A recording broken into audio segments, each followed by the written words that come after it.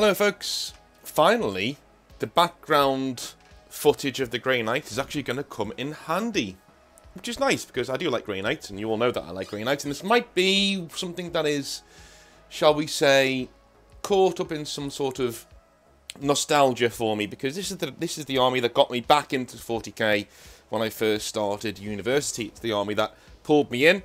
It was the army that I took one look at and thought, everybody's doing Space Marines, and I kind of want to do Space Marines, but I don't want to be like them. So I looked around and had a little look to see what was out there, and the helmets of the Grey Knights were the first thing that really pulled me towards them. I thought, that looks like a knight. You can have all the Dark Angels and Black Templars that you want, but they don't really look like knights. They kind of do, but they don't really have that aesthetic. But the Grey Knights literally look like knights. So that's what pulled me in. So those of you who know the channel know my love for this faction, and so I thought it best to get them out of the way in terms of making me talk about the lore and how it can be improved. Trust me, the Grey Knights have made some serious lore missteps over the years that have kept them from being top tier in anyone's eyes, really. In this video, we will be discussing their power levels, their stories, their controversies, and what leads them to be quite unwieldy and kind of awkward to use in any kind of lore. Treat this as a rant, like any lore video, but it comes from the heart in more than one way, so I might not be shouting as much as I normally do, but it is a rant, because there are certain things that really do annoy me about the Grey Knights lore, and we'll get into them a bit later on. Firstly, let's get the gushing out the way, shall we? The good. So do you want to play an army of super elite demon hunting knights? Then the Grey Knights are for you, my friend, able to turn almost any demonic entity into screaming mulch. They even have the gene seed of the Emperor himself within them, which basically makes them more attached to the God Emperor than the Golden Boys of the Custodes. We don't know if the Custodes even use gene seed, but when they fall, nothing is extracted, so I'm guessing not. You never know.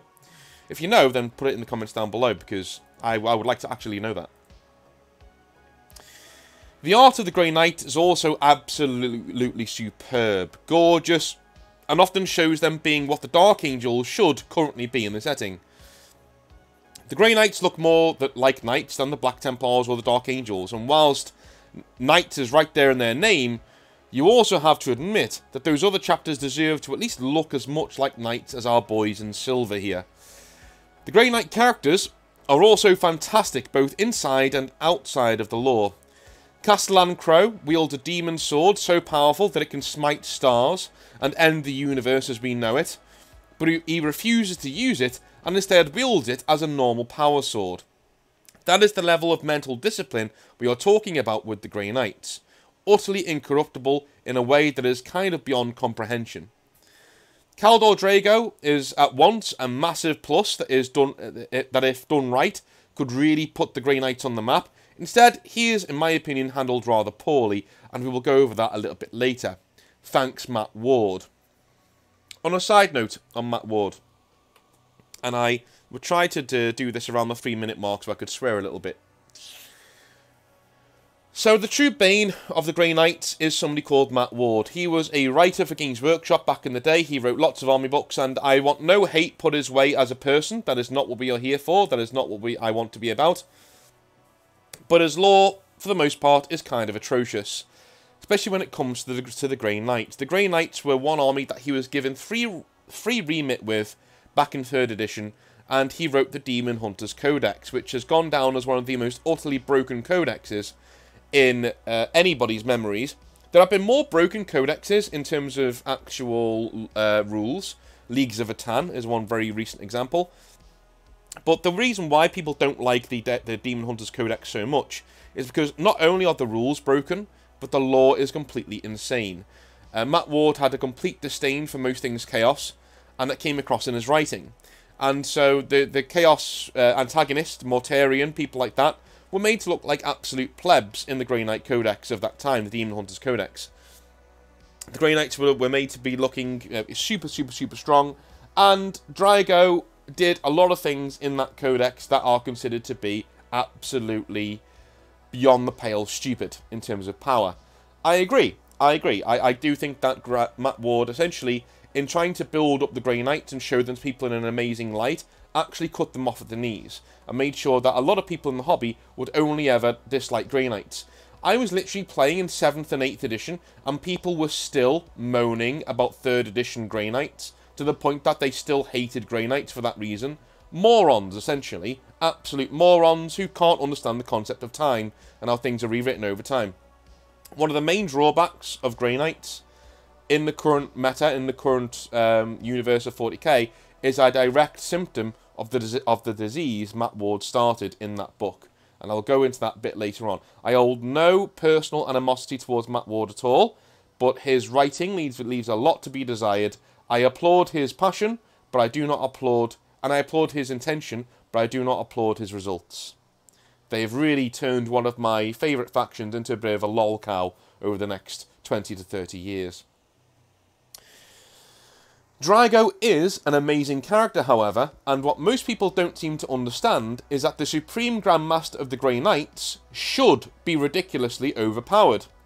He's the best of the Grey Knights, the guys with the God Emperor's gene seed that can blink greater demons out of existence. Yeah, those guys. He's the leader of those guys. In a way, his lore also respects the power of chaos in that it is a demon's promise and curse that gets him out of the setting. A demon called a Lord of Change called McCatchin ensures Draigo is sucked into the warp and must fight there for all eternity with little respite. So, in a word, chaos wins. In 2 words, chaos wins. In the warp, however, we see what Draigo is fully capable of when unleashed. He kills the greater demon of Khorne, Karvoth, as in kills him, as in true death, and then drives the demonic taint from the demon's axe before melting it down and fixing his own blade, the Titan Sword, with it, as it was broken in a battle with McCatchin years earlier. Read that again. Draigo killed a greater demon of Khorne, the combat chaos god. He gave him a true death with only his bare hands, as he had no sword at that time. That's how powerful Draigo is in the lore, right? Forget about the Mortarion stuff, forget about him. Well, the Mortarion stuff's ridiculous, but there's a time when, even when he's not a Grandmaster, he annihilates Mortarion to the extent, in the physical realm, that he carves the name of his previous Grandmaster into Mortarion's heart, and then banishes him back to the warp. That is next level trolling that normally only Chaos are allowed to get away with. And I seem to think that a lot of people who like Chaos do not like the fact that Grey Knights are able to do this, and it really rubs them up the wrong way. That is definitely something that, like, Lucius the Eternal would get away with in the lore, though, and people would just hand-wave it and go, ah, it's Chaos, they're mental. Well, so are Grey Knights. Grey Knights are the absolute antithesis to Chaos, which is why I think certain things like that kind of work in the lore. They are Chaos, right? Grey Knights are Chaos. They are the flip side of Chaos. They are what happens when the Emperor becomes a Chaos God himself. He makes things like the Grey Knights. And whilst the Grey Knights have always been powerful, one of the truly elegant bits of 40k lore is that whilst the Grey Knights of Garrow's day, so when the Grey Knights are first made by Nathaniel Garrow and people like that, they are very much more like normal Marines. I would like to think they are very much like normal Marines. But as the Emperor has got more and more power in the warp and become more and more of a god in the warp, the Grey Knights themselves have become more and more powerful, and to the point where we now have Caldor Drago carving the name of his previous Grandmaster into the heart of Mortarion. So I think that's all well and good. That's why it's in the good category. I don't think... They're supposed to be overpowered, right? Don't be so retarded, right? They're supposed to be overpowered. Stop moaning, okay? Alrighty. If you're going to moan at somebody, moan at Abaddon for all the stuff he gets away with. By the way, I think Abaddon and Draigo fighting will never happen in the setting, because Abaddon would have to die. There's no other way of getting around that, right? If Abaddon and Draigo ever met in the setting and crossed blades, Abaddon would be killed. Mainly because he's never faced a champion of Draigo's level. Do not at me with Sigismund. He was an old man at the time. So, yeah, Sigismund back in the day, yeah, fair enough. But, like, Sigismund when he actually died, no, sorry, not at Draigo's level. A Draigo just coming out of the warp as well would wipe the floor with Abaddon. I don't think anybody would really make an argument against that, to be honest with you. That's why it will never happen. But that's why the Grey Knights are so unwieldy, and that is a bad thing, and we will get into that a bit later on. This is as metal as it sounds, and it is parts of the lore like this that really push the setting into being something that all with a slightly mischievous love of over-the-top lore can love. Other armies seem to get away with it, however, so I do wonder sometimes why Grey Knights get so much hate beyond this for doing things that should be relatively within their remit. The army itself is a chapter of purity seal burning, wearing silver beacons of light style of force that is extremely flexible, powerful, and expensive to field in and out of the game. The models still barely hold up under scrutiny, but hold up they do, because they are so nice, especially when combined with the new Primaris and Stormcast bits and pieces, if you can afford to do that, of course. If any of this legendary lore of tracking down massive demons to kill, or if you wish to slice apart any Space Marine at will, and be the biggest bad boys in the playground that is the Imperium, in a lore sense, the Grey Knights are definitely for you. So now I've gushed a little bit, let's move on to the bad. There are bad parts of the Grey Knights, and it would be foolish to suggest that there aren't. For one, their insane levels of secrecy basically means that all of your achievements in the lore will go unheralded, and no one will ever know how badass you are. Only other Grey Knights, of course, and even then, they will kind of shrug and think that all of this demon hunting and slaying is par for the course. This ridiculous level of secrecy also feeds into the main problem with the Grey Knights that I will talk about a little later in their being unwieldy in the game. As power levels go, I have stood up for Grey Knights quite a lot. They can be a little absurd though. This is a product of tonal whiplash, rather than anything else. However, different writers thinking the Grey Knights are capable of totally different things. We've seen this in the Horus Heresy, right? We've seen it with the Primarchs in the Horus Heresy, with certain Primarchs that are basically bipolar because they're written by different writers. The Grey Knights are exactly the same. Some people think they're more down to earth, some people think they're actually absolutely insane levels of power, and it creates a real whiplash that makes them really hard to engage with. This has led to a sort of parallelization of the Grey Knights' lore in their own codexes and army books. And the key word there is parallelization. They're almost paralysed. They can't do anything in the lore going forwards. As no writer has the guts to either retcon or a lot of the things that they can do and move forwards without breaking the setting around them, or to double down on how mental they are and pull them back from the frontline events. They need to be one or two things, right? They should either be like Space Marines but a bit better, or like the Custodes but a bit worse. They can't be both. And right now in the setting, they are both. Whilst the Grey Knights exist in this state of limbo, in terms of power, they will never look like they truly belong in the lore. And at the moment, unfortunately, they don't. Because they try and tread both lines. They try and be a normal Space Marine chapter, whilst being as good as Custodes. And that doesn't work in the lore. It paralyzes them and makes sure that they can't be moved in like a tapestry without ripping the tapestry apart. We have moments when other chapters, like the Games Workshop writer's favourite chapter in the Space Wolves, they actively kill Grey Knight Grandmasters and are not only pulling it off, but getting away with it, right?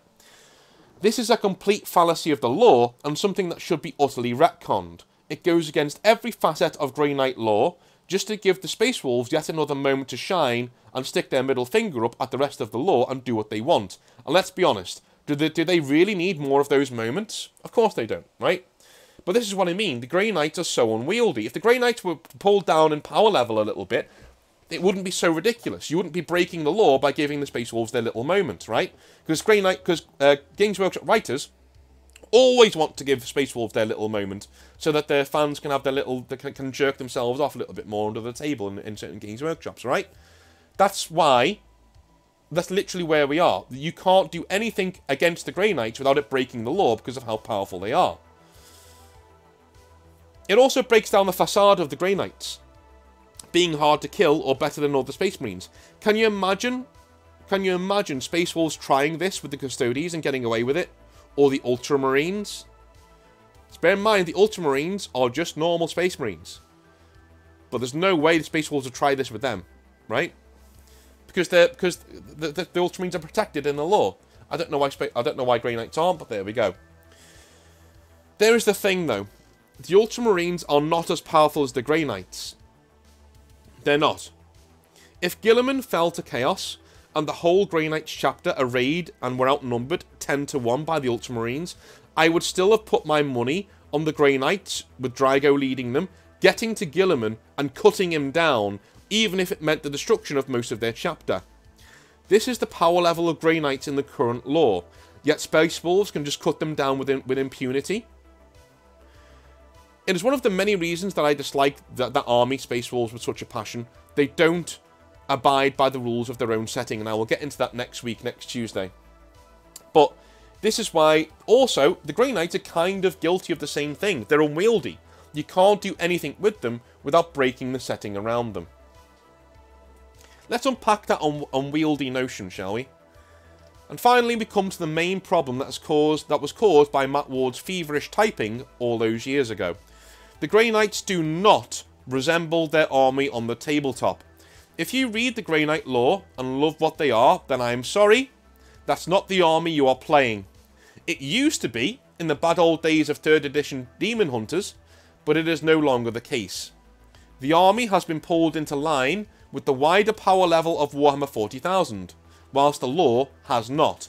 Why? Why? Because the lore sells models, and beyond that one facet, Games Workshop do not give a shit about the lore or the setting. It really is that simple. That's why the Grey Knight lore is ridiculous and left to be ridiculous, whilst the models are pulled into line, because we can't have other people whinging that the Grey Knights are winning all the time. And so, as time has gone on, the Grey Knights are saddled with the overbearing and insanely powered lore that they have disappeared from 40k. Well, at least from frontline 40k anyway. Every time they do show up, it looks like they do not belong. From the Space Wolf thing earlier described, to them being around bringing Guilliman back, and all the campaigns in between, they simply do not seem to fit, such is the level of their lore. Where the Custodies go, in the current lore, the Grey Knights should be in similar situations for the power level that they are currently at. A Grey Knight Grandmaster could take down a Custodes in a fight to the death. That is fair. I truly believe that. That is the level they should be operating on in the lore. Their appearance at Armageddon, the Third War for Armageddon, was essentially perfect Grey Knight writing. Is it Second War for Armageddon? I think it is, yeah, the Second War for Armageddon. It's perfect Grey Knight writing. They arrive, they slap Angron back into the warp with large casualties, such as his power level, and they leave. Of course, the Space Wolves then had to have to get their moment to shine after this, which ruined the good work built up to this point, but still, Armageddon, the early parts of it, shows you how to use the Grey Knights in the lore if you want them to retain their current insane power levels. They are unwieldy, however, unable to be placed in different war zones thanks to their sheer power. I have struggles even now working them into the Astral Blades lore, as their levels of secrecy mean that they can't easily appear in anything other than Grey Knight's lore. At the end of the day, 40k is a plaything for the hobbyist. It should be malleable, as such to a certain extent, but the Grey Knights with their levels of secrecy allow no such interaction. You can't use them in anything other than other Grey Knight lore, without breaking it. Even their brotherhoods are bound and set. Their brotherhood is their equivalent of companies. You cannot create another brotherhood chapter within the codex without it flying in the face of the lore. In most armies, companies are named, as in craft worlds, things like that, but not really defined in what they do, aside from Ultramarines and all that sort of nonsense. In the Grey Knights, each brotherhood has their place and extensive background. There is simply no room to maneuver for the budding 40k fan writer, and that is the main reason why they're terrible in the current lore of 40k. You can't interact with them. There is a wall between you and Grey Knights, like a window that you can never pass, because that's how powerful they are. They're still as powerful as the time that Matt Ward had them under his purview, unfortunately. So, how would I change them? Well, as a Grey Knight fan, this is controversial. Alright, I'm going to take a little sip of my tea. There we go. As a Grey Knight fan, this is controversial. I would, however, bring the power level of the Grey Knights down to earth and make them less esoteric. Let's not forget the Grey Knights were founded by men like Nathaniel Garrow, one of the most down-to-earth and stoic Marines you could find. they should be one step above all Space Marines, but only one. Their true power only manifests in the presence of demons or those tainted by chaos, and essentially turns them into walking death machines of searing light. Like a legion of the damned that essentially exists in the corporeal realm. This way, you can link their powers into the growing power of the Emperor in the warp, that manifest at times of great need, but outside of this, however, our custodians could chew through them like butter, like they would any other Space Marine. In return for this lowering of power levels, I would give Drago back to them full time. He's outside of the warp, because of the Great Rift. He is an old man now, his powers sapped by the warp, but still a man who can go toe-to-toe with the likes of Dante of the Blood Angels and actually win. Because he's the Grand Master of the Grey Knights. Why would you not, right? I would have his power even give Guilliman pause, because Guilliman is not a combat Primarch, when the two argue about one thing or another. Guilliman would still likely win around 60% of the time, but it would cost him an arm and a leg to do so, even if he won. I would strip away the secrecy of the Grey Knights. We are beyond that now, in the age of the Dark Imperium. That would be the main thing that Guilliman and Drago would come to blows over in their new lore. Guilliman would reveal them to the galaxy and order Call to make thousands more of them. We would then lead into a very Flesh Tearers style conflict between new Primaris Grey Knights and older, pure, selected Psyker Grey Knights. We would have non-Psyker Grey Knights for the first time ever. By the process by which the Emperor's Gene Seed is implanted, makes those who are not already Psykers become Psychic Nulls, or Psychic Negatives. People like Beckwin in Eisenhorn. People like the Sisters of Silence, right? These are guys that normal Psykers can't be around. This means normal Grey Knights can't be around the bleeding edge Psykers of the chapter, due to them interfering with all of their powers, but also makes them indispensable when combating demons. The Grey Knights would swell in numbers to around 10,000, with the vast majority being normal Marines born of this new process. So, the vast majority, around 7,000 of these Grey Knights, are essentially Psychic Nulls. They're essentially people who aren't Psychic, they are the inversion of Psychic people, right? That they actually dampen down demons and cancel Psychic powers. The other 2,000 to 3,000 being actual Grey Knights trained in the old way, the cutting edge of the chapter against demons. These are the Psykers, these are the normal Grey Knights. Some of them can still be Primaris, so, you know, you can... So the new Grey Knights that are being recruited, that are Psykers, are actually recruited in exactly the same way as the normal Grey Knights, but they're made to cross the Rubicon at the start, right? They become Primaris Space Marines that are also Psykers and also Grey Knights. So these are the most powerful forms of the Grey Knights, right? Whereas anybody who isn't a Psyker who's recruited into the Grey Knights has their mind wiped and essentially becomes a Psychic Null when they have the Emperor's Gene Seed put inside of them. This would bring Grey Knights to ground level in terms of power, but still reserves their sheer levels of cool and their mystique when it comes to taking on vast demonic hordes. It would also allow Primaris Marines to take on Grey Knight colours and parts, which would look fantastic on the new models. I know, because the Astral Blades do fight with the Grey Knights from time to time, and when they do, they are gifted a shoulder pad or a weapon or something like that to use as normal Primaris. They look like the shit. They look really, really cool. It would bring the size of Crow into line as he chooses to cross to be a Primaris Space Marine, and allows you to make new Grey Knight character models like Drago without breaking the scale in terms of logic. They've just crossed the Rubicon Primaris. Lastly, I would enclose the Dread Knight so that it is no longer a baby carrier. Essentially, combine the chassis of the Primaris Dreadnought, make it more elegant, and slap it onto a Dread Knight. Job done. That's how I would change the Grey Knights. That's what I would do with them. But what do you think? Do you think they're beyond saving? Or do you think that their lore needs to be brought down to earth like I do? Or are you the other way around? Do you want the Grey Knights to just embrace how overpowered they are and become almost Custodes level in their way of power, and more esoteric that way? Let me know in the comment section down below. I love you all a long time. I will be back with some more Hobby Nightmares tomorrow, and on Thursday we will be discussing the Dark Angels and how I would change them. I've already discussed them twice on the channel, but since we're doing this new form of content with the 40k lore, as we investigate it and bit by bit, I thought I'd do another revisit of them because my opinions might have changed, and they have a little bit. And then on Friday, we'll be doing some more Hobby Nightmares. Love you all long time. I will see you on Friday. I'll see you tomorrow, sorry. Have a wonderful rest of your day. See you later.